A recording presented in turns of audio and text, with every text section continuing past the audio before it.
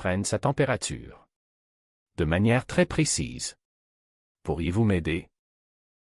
Avec plaisir, dit-elle en s'approchant, prête à accomplir son devoir familial. Le grand-père fut installé, non sans quelques grognements comiques. Dans la confusion qui suivit, entre les ajustements de vêtements et les exclamations indignées d'Adélard, une scène d'une maladresse spectaculaire se déroula. « Attention, je ne l'ai pas » s'écria le docteur en cherchant le petit instrument qui avait glissé. « Cela sera mieux là. »« Bonne fête, grand-papa » plaisanta Madame Lebrun pour détendre l'atmosphère, observant la scène avec un mélange d'horreur et d'hilarité. Elle proposa rapidement, « Vous voulez boire un petit café, docteur? La bouteille est dans la cuisine. » « Je vais aller me chercher un café, grand-papa, » dit-elle en fuyant la pièce, laissant le docteur s'affairer. De la cuisine, elle l'entendait s'exclamer, « Tu devrais te voir d'ici, grand-papa. Tu as l'air d'une grosse pomme caramel. Arrange-toi un peu, assieds-toi là. » Soudain, le docteur Lépine fit irruption dans la cuisine, l'air catastrophé. « Monsieur Lebrun. Qu'est-ce que c'est que cela? » Madame Lebrun, oubliez l'instrument. Je pense qu'il a disparu. Disparu, s'étouffa Madame Lebrun. Je n'en achèterai pas un autre. Attendez donc, vous l'avez fait disparaître. Je pense qu'il commence à aimer ça, murmura le docteur en s'essuyant le front. Il faut l'amener en urgence à l'hôpital. Nous explorerons la cavité à ce moment-là. Explorer la cavité? Il faut dire qu'il va falloir chercher loin pour trouver quelque chose là-dedans, s'exclama T.L., mi-amusée, mi-inquiète. Au revoir, Madame Lebrun, s'échappa le docteur. Merci. À bientôt, docteur. Elle se tourna vers le salon, secouant la tête. Grand-papa, tu t'en vas à l'hôpital, et tu ne reviens pas de sitôt. Chapitre 5, Psychologie de comptoir et règlement de compte. Le calme revenu dans la maison, Madame Lebrun décida de prendre les choses en main pour son fils. Elle avait lu quelques livres de Carole, et dans son esprit pragmatique. La thérapie de couple ne devait pas être bien différente de la préparation d'un bon ragoût. Il fallait y mettre du cœur, mélanger les ingrédients et laisser mijoter. Elle convoqua Bruno et Geneviève dans le salon. Carole, témoin de cette mise en scène, fulminait dans un coin. « Carole, je veux faire quelque chose pour Bruno et Geneviève, » murmura la mère à sa fille. « Oh non, maman, je te l'ai déjà dit, ne te mêle pas de ça, » chuchota Carole, les dents serrées. « Non, regarde, je veux m'impliquer.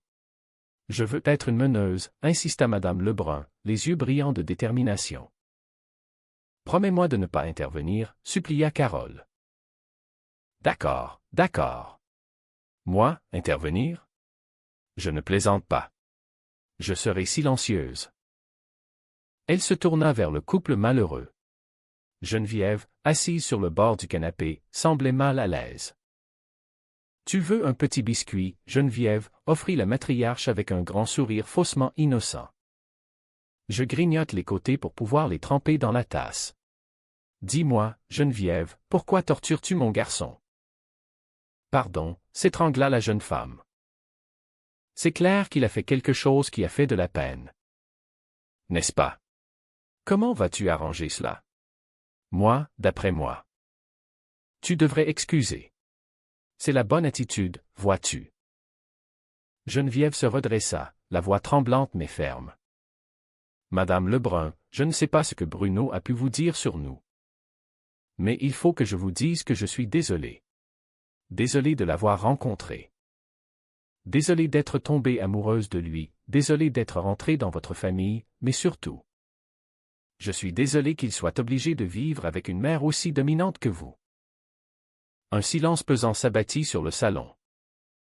J'espérais quelque chose d'un petit peu plus court, glissa Madame Lebrun, nullement démontée. Bruno, qui venait d'entrer dans la pièce avec des verres d'eau, s'arrêta net. Qu'est-ce qui vient de se passer, là? Elle m'a dit qu'elle cassait, s'écria la mère, défendant son territoire. Tu as bien fait de la laisser partir. C'est elle qui a cassé parce que je ne suis pas sûr de vouloir que vous emménagiez ensemble. Tu es bien trop jeune. Mais maman, j'ai 33 ans, protesta Bruno, les bras ballants. Partagé entre l'amour de sa vie et sa mère étouffante. J'aimerais que tu ne t'en mêles pas. Que pour une fois, tu te mêles de tes affaires. Je suis ta mère, s'offusqua-t-elle en croisant les bras. La tension monta, et Carole décida qu'il était temps d'intervenir. Maman, je pense que tout le monde serait plus à l'aise si tu n'étais pas ici.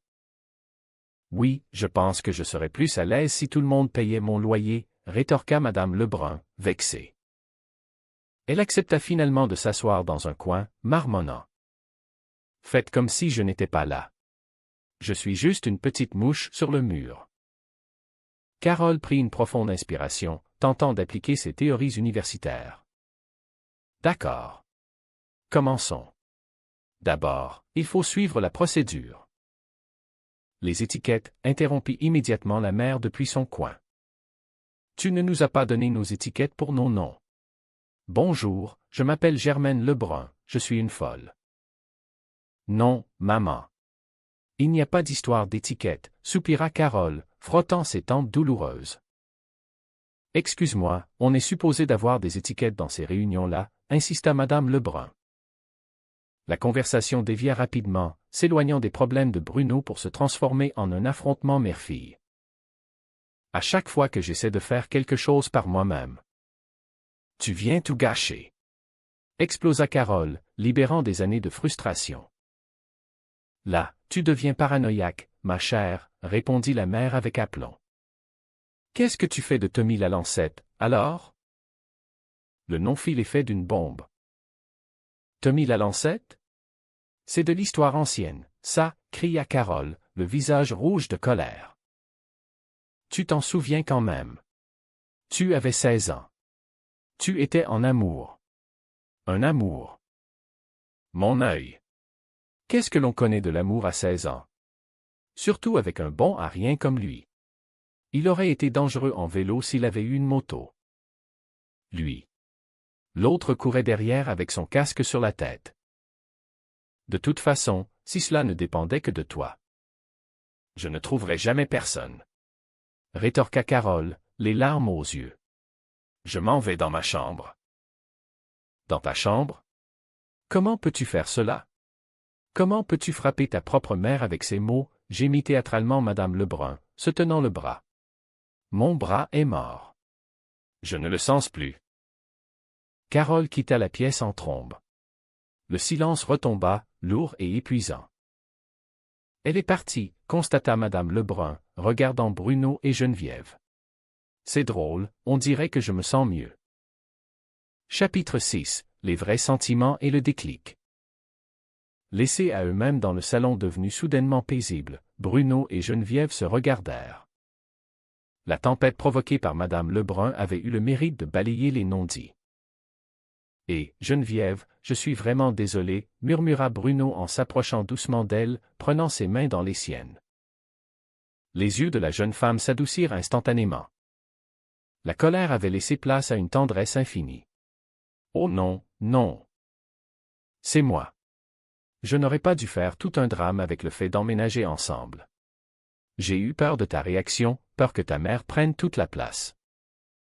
Non, c'est toi qui as raison.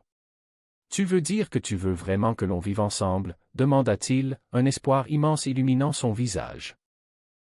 À une condition, répondit-elle, un sourire mystérieux aux lèvres. Laquelle? Geneviève prit une profonde inspiration, plongeant son regard dans le sien.